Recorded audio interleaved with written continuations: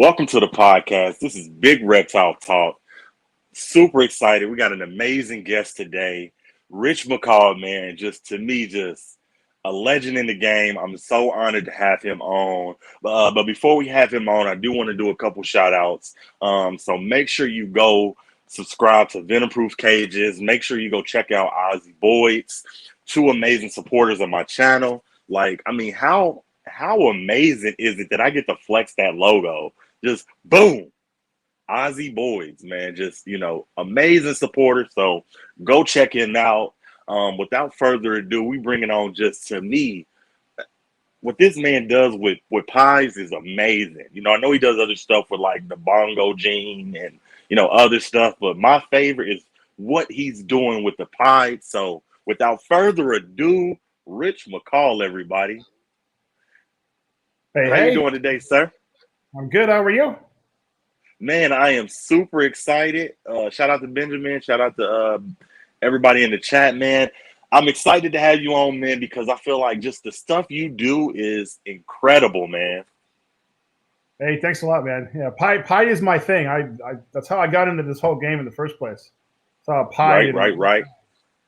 And then see, I don't want to cut you off, but you got the perfect job. And what I say by that is you're a teacher. That's the perfect way to sell snakes. Like, Timmy, I need to talk to you after class. Right. Yeah. Tell your mom I got some snakes and they're amazing. Your dad, your Uncle Red. Yeah. I gotta ask this, man. How many years have you been in the game? In snakes? Oh man. 15 or 16 with as an adult with snakes, and then there's actually actively breeding probably 10 or 12. I'm not even sure anymore. I'd have to use my brain to figure that one out at this point, but at least a solid decade plus. Right now, what was it about ball pythons that just made you say, you know what, this is a snake I'm going with? It was the pies, and I had I as an adult, the first snake I had was a Honduran milk. And I went and I bought that East Bay Viv up there in Berkeley. If you guys ever heard of that, super old school pet store. And I walked in there, bought a Honduran milk snake, went home, told my wife I had bought a snake, went through that reaction with her. Not a happy reaction. She actually told me I had to take the snake to school. So I had it in my classroom for a couple of years. And I still have it. He's got to be 16 years old now, that Honduran. But then I saw my first pied, and it just blew me away. I just couldn't believe that. First of all, I couldn't believe how much they cost back then, but I couldn't believe what a cool snake that was, right? So I started with hets. I got some het pies. I couldn't afford any pies. If I had paid that much for a pied, my wife would have hit me with a brick and and left me, I think. So I got some hets, and I started there with the hets, and that's all of a sudden here I am. Right. Now, how do you think the breeding has evolved versus back then versus today? How has it evolved? We're all like everybody. The knowledge is so at your fingertips now. You have a better understanding of what the morphs are. You have a better understanding of where to go for the morphs. And I think that probably the biggest resource is when you make something and you can't tell what it is. You're like looking at the snake going, "Oh my God, what is this?" The resource of having all these people to you could call your friends, you could throw it on Instagram, you go, "What is this?" That didn't exist, back in the day. It did, but it wasn't easy like it is now, the sense of community that we have, I would say it was more regional before, you would know all the guys at the local snake shows, Now you might be pals with somebody whose snake shows are in, they're in Maine or Massachusetts, and I'm in California, and we're still pals, Right. So I think that's how it's evolved most, I love that. I love that answer, man. Now, the last show I had John from JD Constrictor Zone, and I was so excited because the Xantic is my favorite morph. So I gotta show this picture. I literally just loaded it in, man. Talk about this snake, man. Jesus Christ. My princess right there, yeah. Super Orange Dream, and it's actually my mystery line of Xantic. I haven't figured out what line it is yet. And of course, pied.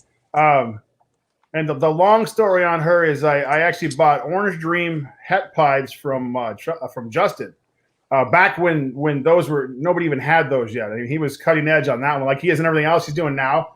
The Orange Dream pied was that cutting edge at that moment, and so I started breeding those out, and then I did a breed back of my original father to a daughter trying to make Super Orange Dreams, and that Xanthic line popped up, and oh my god, dude, when that head popped out of there, and I realized that it was black and white, not orange and white. And I wanted orange and white. I would have been happy with orange and white. But when I realized what it was, I was running around the house and was high-fiving the dog. And it was awesome. And I called Justin up and I'm like, dude, what is this? And he's the one who confirmed it was Xanthic for me at that point. But it was awesome. It was the moment that you breed for, those moments. Something comes out and you're like, oh my God, what did I just make? That's right. The whole, the whole focus of all this is that moment. Right. So that snake is beautiful. It's Super Orange Dream Xanthic pie. Right. And you gotta have a little faith because it's a black and white snake that is a Super Orange Dream. But by that pattern, because it's I've made Super Orange Dream sibs that look just like it except for the orange versus black. I just now bred out I have an older sister who's just Orange Dream, and I made triple hets with her. I wanted to get clown in the whole mix, so now I've got triple hets with that and clown and pied, and Orange Dream and leopard and a whole bunch of stuff thrown to that one. So, and I ruled out TSK. It's not TSK Xanthic. I did that breeding. And then I just picked up a really just awesome MJ Xanthic. I got it from Marcus Jane, and I went to, I imported it from Canada just so I could, I wanted to have a Marcus Jane snake. I didn't have one, Right. He's definitely one of my favorites. Yeah. Now, I like people to come here and get a little bit of knowledge. So, you've been breeding ball pythons for a while. What do you think the best months to breed are? From like a start date and an end date? If you're just starting the old school fall, just do it. Just do the old school fall. Start off on some people like Halloween. Some people like Thanksgiving. Just start there and go. I try to breed year round, but snakes are snakes. They do what they want, and I find even if you're doing that, the biggest junk pile of everything going is going to be the ones that start in fall. That burst is almost always the biggest. With that being said, I mean, I got stuff. I've got like 20 clutches that are going to come out in the next 2 months. And some of those I bred way back last year in January. And some of those I bred in March. And some of those I bred in July. And they're all hitting right now because, I don't know why. That just all of a sudden they came at the same time. They were doing what they wanted to do. But, you could do year round. I just think if, you're, especially when you don't know exactly what you're doing yet, do the fall thing and it'll work for you. Right. That makes sense. I love that answer. Now I gotta put you in the hot seat, man. So the first hot seat question. We love everybody, shout out to everybody. But who is Rich Mccall's current favorite breeder? Oh my God, dude, that's talk about candy store, right? And this is not even because you're wearing his shirt, but because Ozzy's pies have always inspired me. He just over and over again, his pies are just incredible. I think Will over there in Canada at Royal Canadian, the puzzle stuff and everything he's been doing is just amazing. I have a guy, he doesn't like the publicity so much. My pal Dean Holm is somebody you guys have not heard of outside of California. His collection is amazing. He just needs to talk about himself more. Talk about yourself more, Dean. He's got an amazing collection. Brian Gundy's, his knowledge. Brian's local to me, so I've been able to hang out with Brian a whole lot, and his knowledge of stuff is that's amazing stuff, Right. Right. You got to go. Justin's got great stuff. Oh man, there's so many people out there who've got just. No, see, you cheating. See, I said who's your top number one pick? Number one right now. I have to go with Ozzy with the pies. Ozzy's Ozzy's one of my favorites. He's definitely, just crushing the game. Right. Now, you've been in the game for so long. I gotta ask, are you self-taught or did you have a mentor? Oh, Brian Gundy, absolutely. I started off watching all the YouTube vids, even way back in the day. That was where the knowledge was. And then I just decided to try to find somebody who was California because of the climate stuff, right? I wanted someone in the same kind of climate. And then all of a sudden I realized that Brian was, he's 30 miles from me, as the crow flies. And he's an amazing guy. I mean, he'll you just call him up, talk to him. Any guys out there ever want anything, just call Brian. He'll tell you. Oh, for sure. For sure. He's taught half of North California how to pop. We all know how to sex because Brian Gundy has shown us how to do it. He's the king of that one. Man. So he just learned so much from him. I've watched every video he did going back a decade before I did it, and so yeah, Brian's the man. Right now. Like I said, I like to have fun, get a little bit of knowledge. Can you, give us some of your best new breeder advice for somebody that's wanting to follow in your footsteps? Oh man, so there's a bazillion ways to do this. Pick a way and go. And because what I watch is people will second guess themselves. You'll buy a little bit of this and a little bit of that, a little bit of this, and then you decide I really like that stuff, and then you'll try to. I've watched people try to sell that stuff off, or they'll just not pay attention to some of the stuff they've bought. It's like Xanthic's a great example. Pick a line of Xanthic and just go. Don't second guess yourself that you bought TSK, but you think VPI is better now. Just go with TSK and get yourself rolling, and then add VPI in. There's no one says you can't have two lines of Xanthic, but when you're starting, just don't second guess yourself.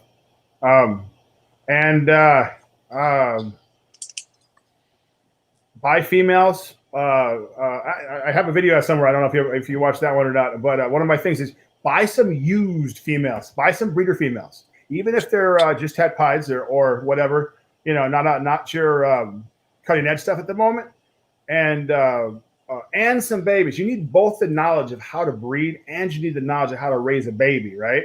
So get yourself a couple babies, get yourself a couple of adult breeders, and breed them. Because if you wait for the babies to grow up, now you're talking 3-4 years down the road before you actually learn anything.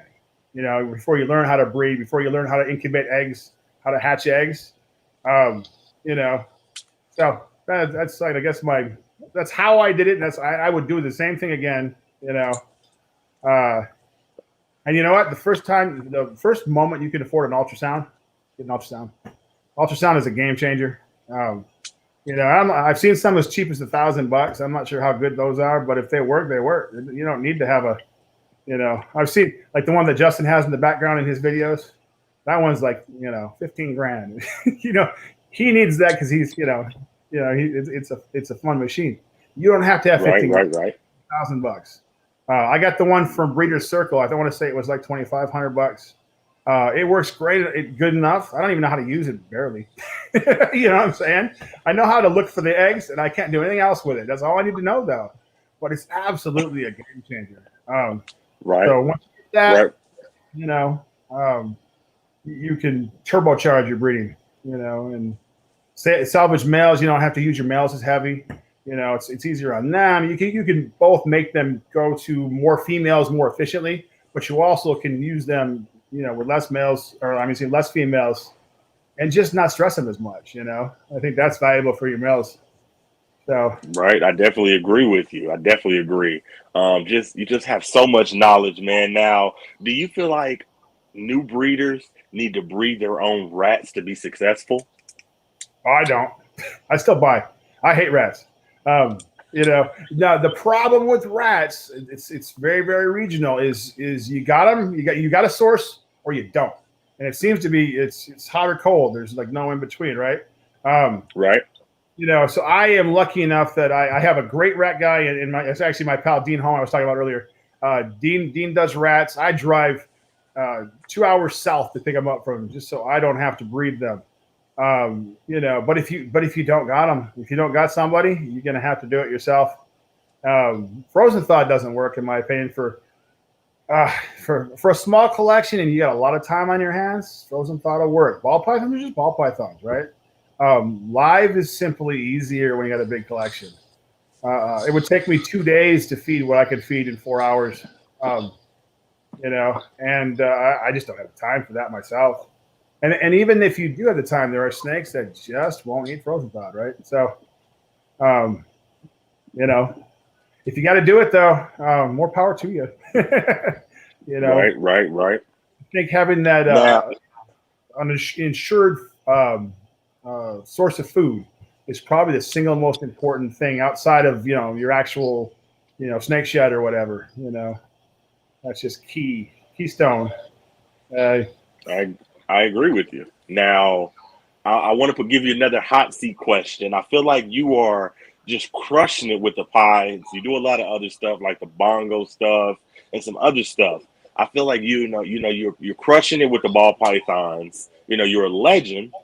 So if I was a movie director and I was making a movie, RMS the movie, Rich McCall's Servants the movie, who is playing Rich? Anybody in the world? and if you can bring him back from the dead, John Belushi. Okay. I'd like to see that. From Animal House, that era, Animal House, John Belushi. I like to see that, man. Now, this is to inspire people. We're not bragging, we're not boasting, man. But give me that feeling, man. When that YouTube hit 40K, man, how did that make you feel, big dog? Dude, I had no idea. I didn't have any idea I had that many fans, and I was like, oh my god, where did that come from? Because I look at like some folks putting up videos, and I'm like, those videos are awesome. And I'm putting up videos, I'm like, oh, that sucks. I look terrible. I babbled here. I don't know what the hell I was even saying over here. And I don't know. I guess it just works somehow. But yeah, man, it blew me away. I was absolutely flabbergasted that I had that many people that were on my. On Instagram, I got not quite 10,000 on Instagram at this point. I feel like I earned those guys a lot more. Those folks on Instagram. Right.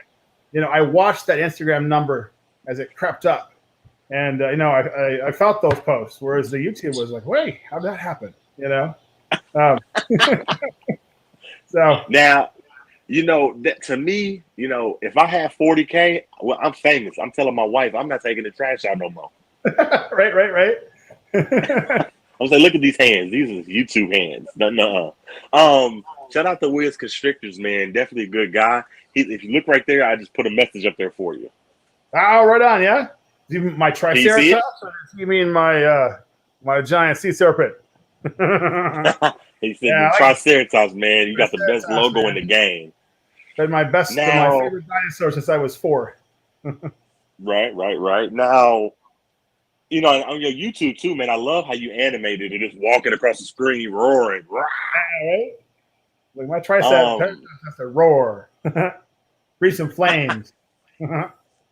Right. Now, I want you to give us some game, man, because, like I said, you've been in this for years. You are an icon.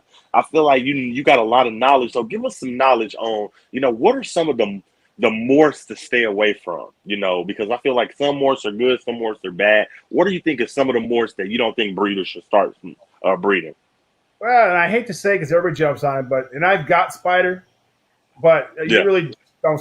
Spider makes some gorgeous stuff, and that's why Spider persists. But if you're really starting out, don't put any money into Spider. I try to make as little as I can, and sometimes I'll take I have some very cool Spider females, and I'll try to breed it, and I'm like, all right, I'm just going to extract the gene I want, and then Spider will pound on everything. And it's such an overpowering gene that it hides the other genes a lot. And sometimes they're really cool, but people don't want to buy it, and that's how the stuff I have. I've made it for myself more than anything else. So Spider, and wow, there's no other genes that I really think you should. I mean, other than the obvious, like not Desert Ghost, but Desert, just plain Desert. That one's obviously off the charts. I'm not a real. People are gonna hate on me for this one. I'm not a real fan of Scaleless. I'm not anti-Scaleless from the fact that it's scaleless. I just think you're sort of turning I would like one scaleless female pied just to have it. But from what I've seen, there are a lot more work. So you're kind of taking what's, a snake that's easy to take care of, and that's part of the pleasure of a ball python. It's easy to take care of, and you make it into an expert level snake. And there's nothing wrong with that if that's your thing. But just be aware that scaleless is a harder snake to take care of. I mean, I think everything else has its play. Like people love to hate on pastel. I think pastel's awesome, and it depends on how you use it. But even in pied, it's the pattern explosion it does in pied. It's really good. You just have to watch the fact that it's going to brown out, right? So you have to throw it into something that's not going to like Gene X or DG or fire that's going to counteract that browning, and then all of a sudden you get that super cool pastel pattern going on, and I like that. Right. Everything else, it's pretty much I would go for, there isn't anything else I wouldn't say that you shouldn't get. Other than right. All right. Well, like I said, you've been definitely crushing it in the game, and I want people to be able to come to my channel and just soak up a lot of your knowledge. So, can you give us some tips on preventing slugs? What do you think some of the best things you could, best practices when it comes to breeding to get the most out of your eggs? Right. Me personally, when I have gotten slugs, in fact, I slugged out today. I had a female and she slugged out, and dude, she was Orange Dream Exantic Het Pied from that line, my princess line there. And I did a Super Orange Dream possible Het Exantic to her. She slugged out. I just threw the eggs away. I walked in circles for about 5 minutes in the shed going, all right, next year. But you know what? She was young. Every time I have slugged out snakes, it's a younger female. This one was probably 2.5. I like them to be 3. And I've had 2-year-olds give me 8 perfect eggs. You know what I mean? I'm not saying you can't breed a 2-year-old. You certainly can. But when I get slugs, it's almost always an under 3-year-old snake that does it to me. Right. I've only had 2. Like this season, I've had 2 total slug outs. I've had individual slugs here and there, but I had one a couple weeks ago where I got one little tiny boo bag, I got one big infertile, and I got one slug. And right. That was. The little boo bag's still going. Cross my fingers, that egg's gonna go somewhere. It's really tiny though. It's half the size of a normal egg. So Right. Shout out to my buddy Desert Wolf, man. He's in the chat. Make sure y'all go check him out. Subscribe to him. Definitely a good guy. He's like 200,000 plus on YouTube. Right on. Yeah, Desert Wolf Armory. I like to give you another hot seat question. I feel like a lot of you guys, the stuff that y'all breed is just designer. It's just top notch, top of the line ball pythons. And I like to play a game. So I like to say that Justin Cabelka would be like the Louis Vuitton of snakes. I like to say like Ozzy would be like the Gucci of snakes. If I'm coming to shop with Rich Mccoll, what designer, store am I shopping at? Are you most comparable to? Oh man, Cabela's. Cabela's.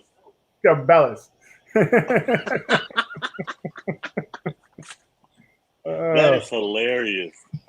That is definitely hilarious, man. You crack me up, man. Okay, now I want to ask this, man, because I feel dude said Cabela's. I'm crying.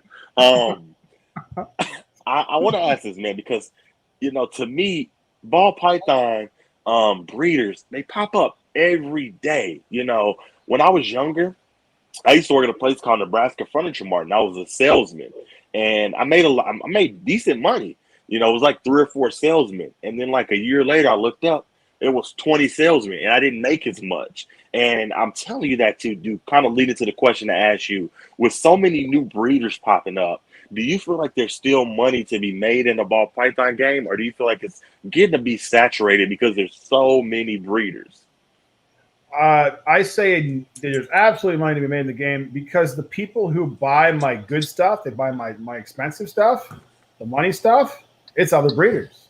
So the more other breeders there are, that's who's buying my $4,000, $5,000 snakes. And for that matter, that's who's buying my $1,000 snakes. The non-breeders, that's who buy $200 snakes, $300 snakes. The reptile show thing. What sells at a reptile show is cheap and pretty. Pretty and $200. The whole market would be $200 if that was what was going on. But more breeders is more money. The money just goes around in circles in this, you know. You buy something from Right. me, I buy something from Ozzy, Ozzy buys something from Justin, Justin buys something from some guy you never heard of, and now he's famous. You know. Yeah, I agree, man. I want to know, man, just because you breed so much, you have a full-time job, and you also breed on the side. But well, how many animals do you think you got right now? Oh God, I have. What day is it? But um, I've probably got 100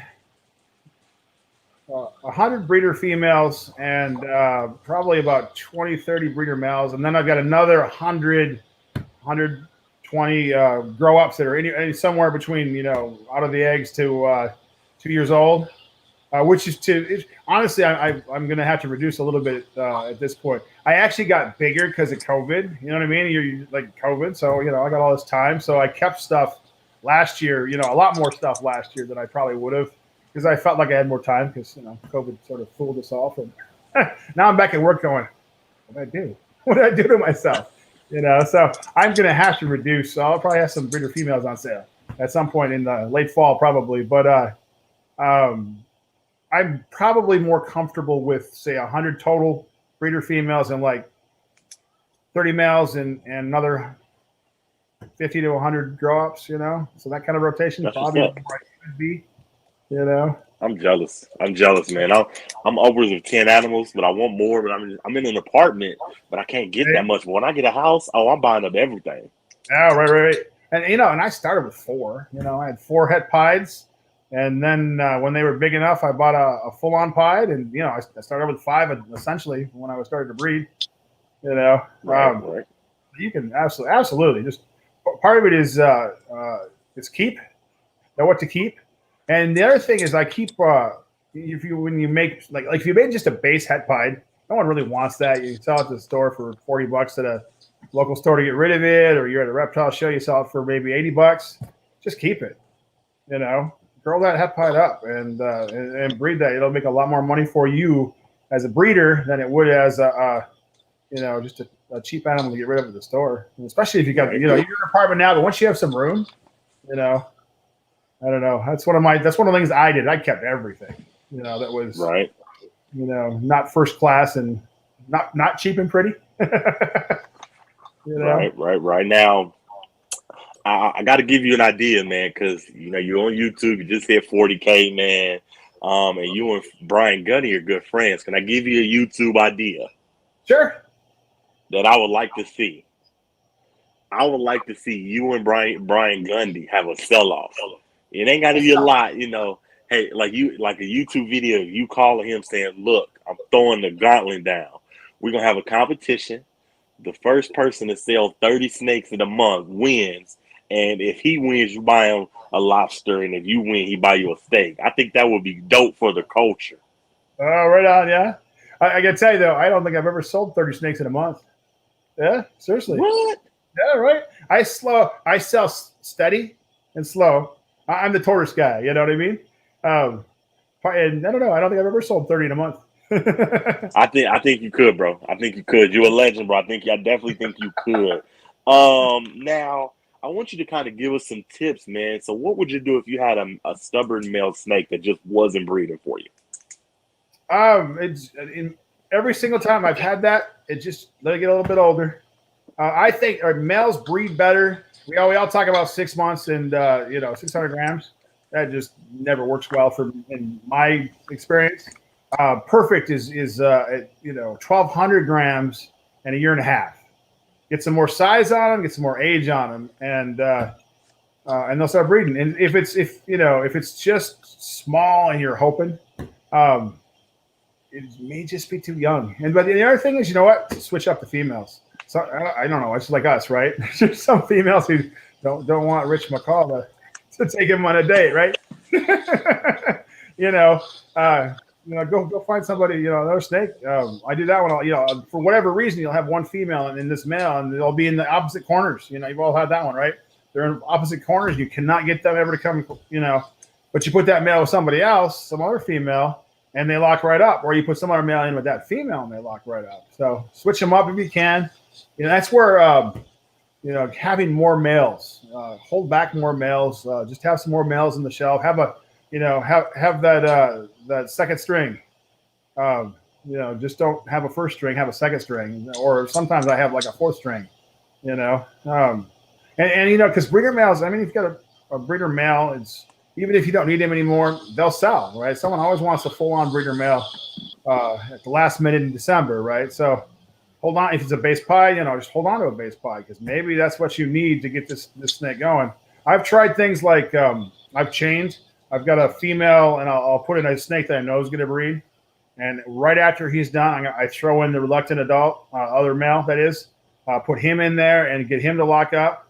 And I've done that 3-4 snakes in a row on the same female, and they'll all lock. And that seems to work for me. A reluctant female, one that I've noticed that when they're in shed, they seem to be more receptive.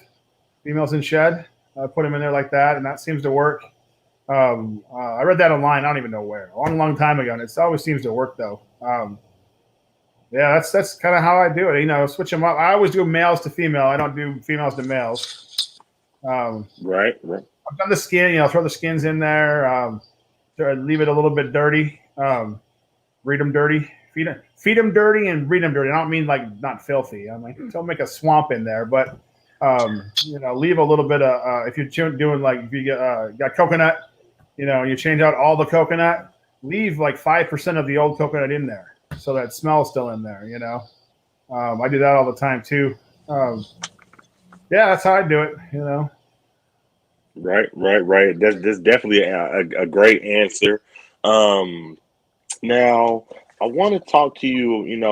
Do you remember, that feeling when you actually had your first clutch? I know.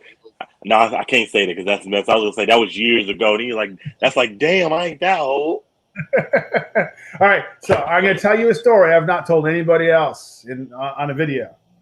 I killed my first clutch eggs, right? I did. I did. So I got my very first clutch eggs, and it was a het pied to a cinnamon het pied.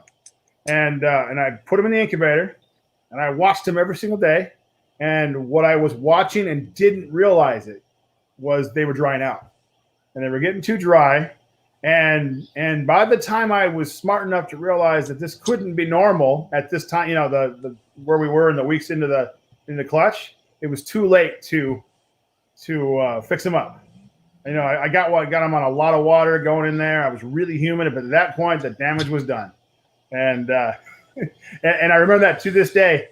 There was the dream, all dried up in my little. I had a little crappy incubator back in the day back then, and I just didn't realize what I was watching. You know what I mean? And that's where all this knowledge online, all these YouTube videos you can see now, I think I would have known it sooner had I realized that was going on and stuff. And I had a little air hole I used the little Sterilite tubs I used. There was a little air hole in it because I was told by someone to do that. I think the air hole just let all the humidity out. Today, I actually no air holes, and I use Saran wrap. I seal my eggs completely for the first 40 days.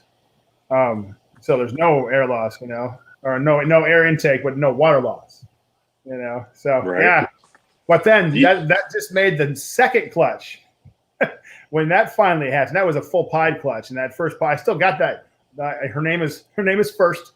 I still have that pie. She's not a little tiny itty bitty girl, and she's she's gonna be 12 now, huh? 10 now probably. Yeah. When it comes to breeding, you have to take losses. Taking losses, that could be like the best way to learn, So if you mess up, that's not necessarily a bad thing because it teaches you, how to do it better in the future. You know what I mean? Right. Absolutely. So it's not really a loss. It really was just like a lesson. Like, okay, this is what I got to do. This is what I got to do. For next time. So I think that's amazing, man. Like when you remember that, but see, you messed up on the first clutch, but that second clutch that made it even more special. Exactly, 100% it was. It was, I knew I could do it at that point because it was feeling pretty much like a failure. I think any mistake you have made, or anybody watching this, any mistake that you guys have made, I've made it. Absolutely. I've made every single stupidity that you've done. I've done it. Right. Now, I gotta hit you with another hot seat question, man. And All right. cause we both married. You got a wife, I got a wife. So I gotta see if you. I'm gonna ask you a question, and it's gonna lead into the question. Ready? Do you believe happy wife, happy life? Absolutely. I do too. I do Absolutely. too. Hey. So the question is now this is the hot seat question. All right. Ball python makers, we have a lot of projects. We have this project going, this project going. We can have 3, 4 projects going at a time. Now, have you ever lied to your wife about the cost of a snake? Like you needed a project going, and the snake was like 800. You was like, baby, I need this for this project, and it's only 400. I have not.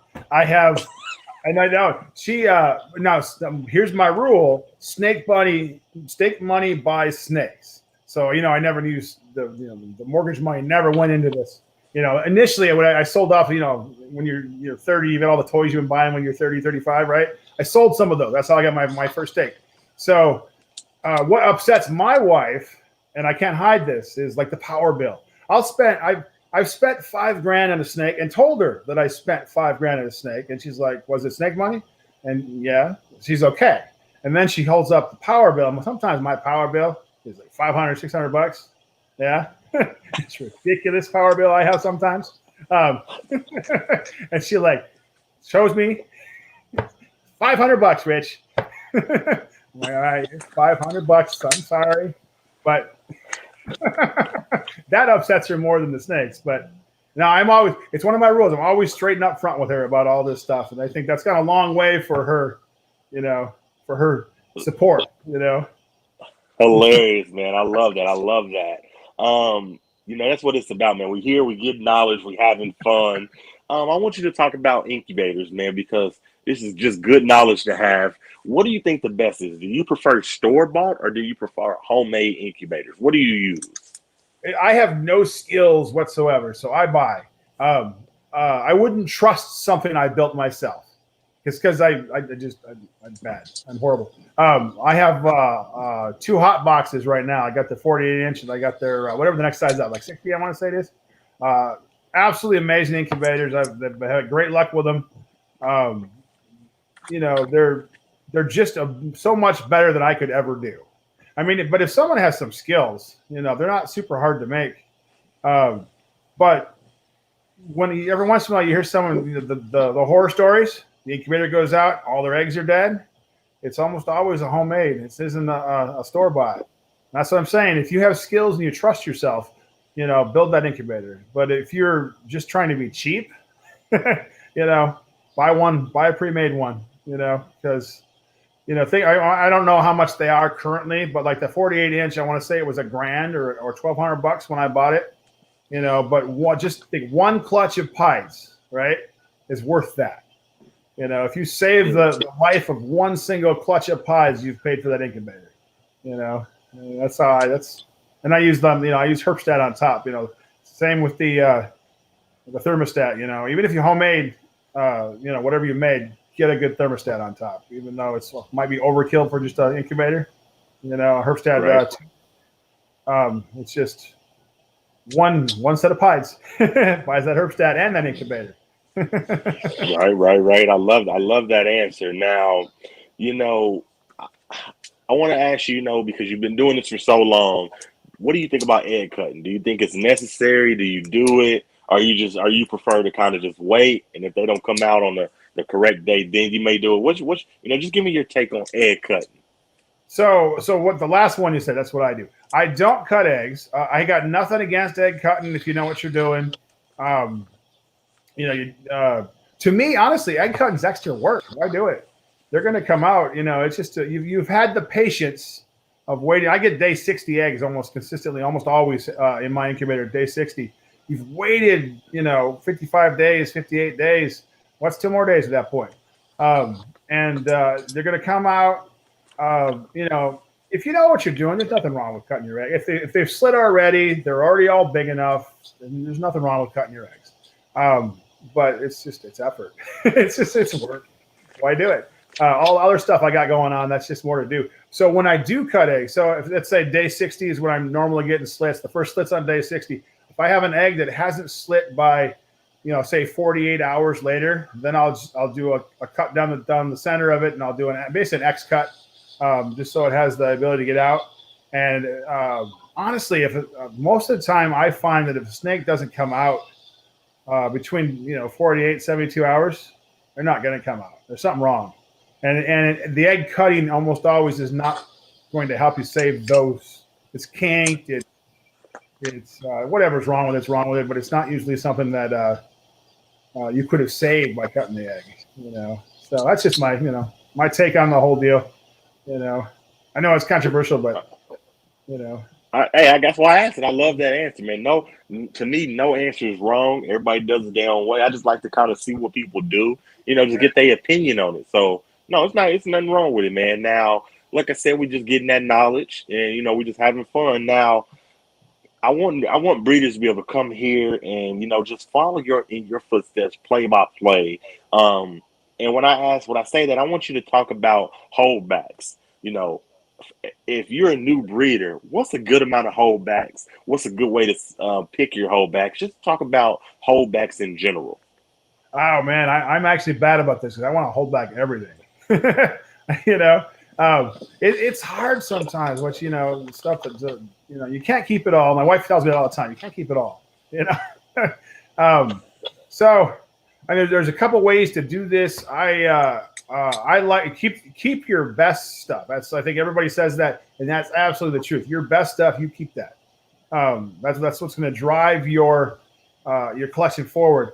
The only exception I would say to that is if your best stuff and you have a goal, but a real goal. Like when I built my snake building that year, I sold everything that was sellable. I sold. I called my building the Brian Gundy Hall of Fame because he bought so many snakes from me that year. It was incredible. I just spent it all in the shed.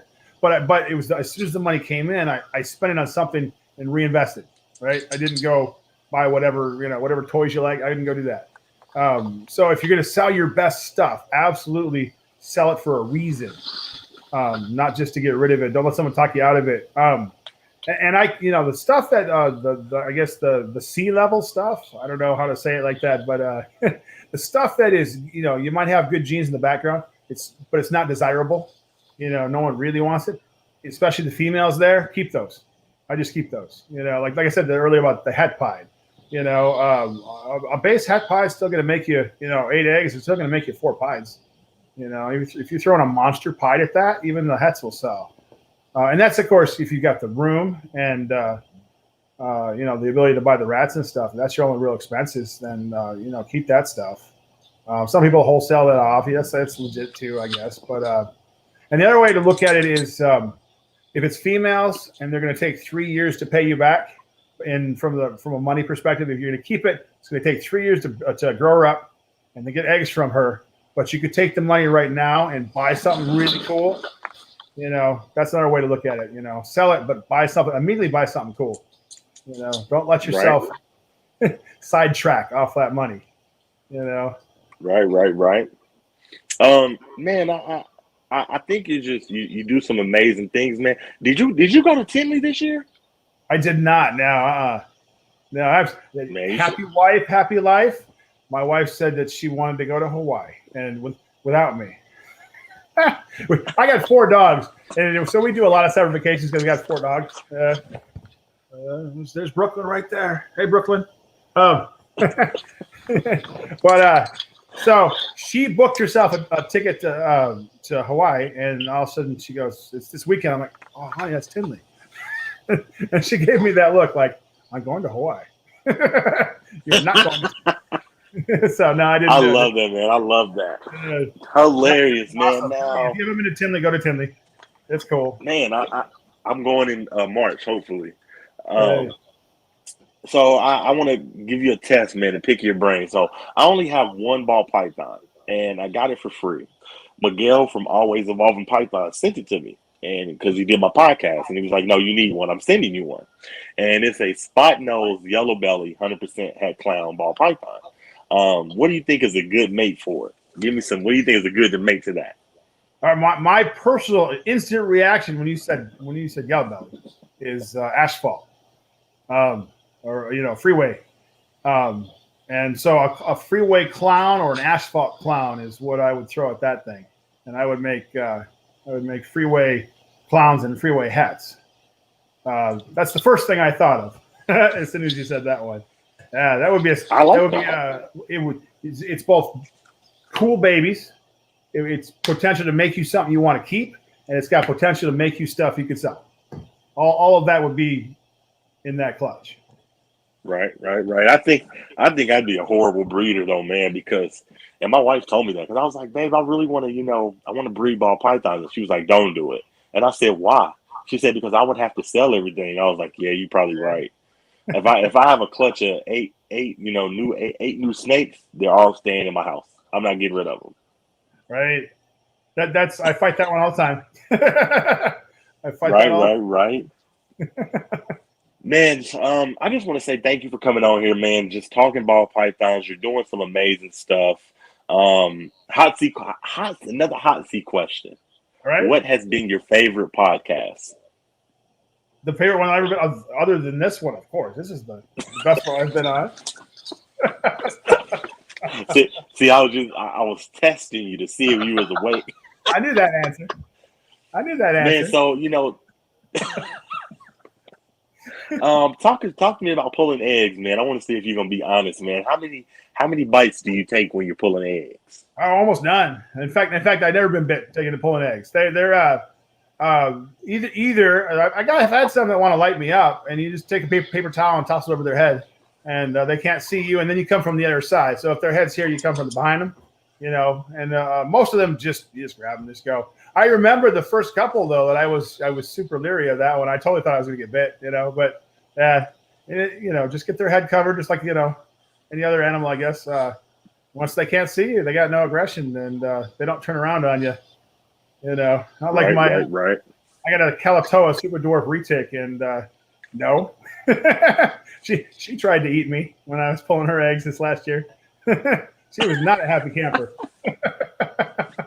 Right now. How can we reach you, man? Because like I said, you sell some amazing stuff. How do you prefer to sell your snakes? Do you like word of mouth, Instagram, Morph Market, Facebook? How do we reach you if we want to get a snake?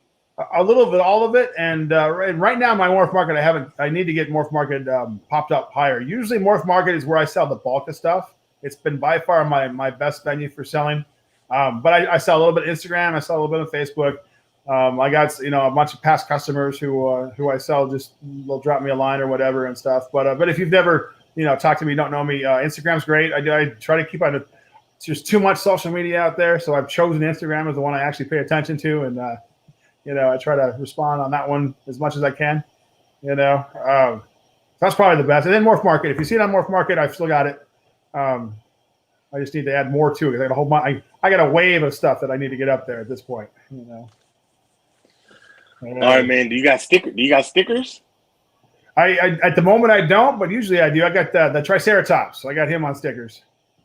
Yeah, my logo. We need stickers, man. I'm gonna hit you up, man. We need stickers, man. All right, well, this was an amazing podcast. It was fun, man. We got some knowledge. We picked your brain and we had a little bit of fun. So I just want to say, Mr. Rich Mccoll, thank you for coming on, man. I'm truly honored because, like I said, you're a busy man. You're a teacher, ball python breeder. You don't have a lot of time. So thank you for coming on and just talking snakes, man. I appreciate you. Yeah, right on, Derek. It was my pleasure. Totally. It was awesome. All right, I'm going to let you go ahead and go have a good night. I'm getting ready to post this. You have an amazing night, sir. Thank you so much. You too, Derek. See ya. All right. Man, this is Big Reptile Talk. Super fun podcast, man, with Rich Mccoll, one of the icons in the hobby that just does amazing stuff with the ball pythons. This is Big Reptile Talk. It was just fun, man. We bring guests on, we have fun, and we just talk snakes. So tune in for our next episode. I haven't decided who I'm going to try and get. Hopefully I can get somebody this weekend because I'm off Saturday and Sunday. So we'll see how that goes. Shout out to everybody that slid through, man. I appreciate you. Shout out to Patrick Saunders, Desert Wolf, Benjamin, Wiz Constrictors, everybody in the chat, man. I just truly appreciate you for showing up. Michaela's Farm, DG's Reptiles, Reese's Pythons. I appreciate it, man. Shout out to Intel, man. You never miss anything, man. Just go back and watch it. I need all the watch time, So shout out to everybody, man. Benjamin, just everybody. My Animal House, Iron Dog, Reese's Pythons, just everybody. Kurt Wood, Ball Python Love, even Cold Blooded Monster. It's everybody. Michaela, go subscribe to everybody. Show them some love. Until next time, man. Make sure you also go check out. Hey, Intel, I know you will, man. I appreciate you. If you're not doing anything, go shoot over to Iron Dog's channel. Make sure you go check out the Iron Animal Show. Two amazing brothers. It's nothing but love over here for them. Until next time, man. This is Big Reptile Talk, and we out of here.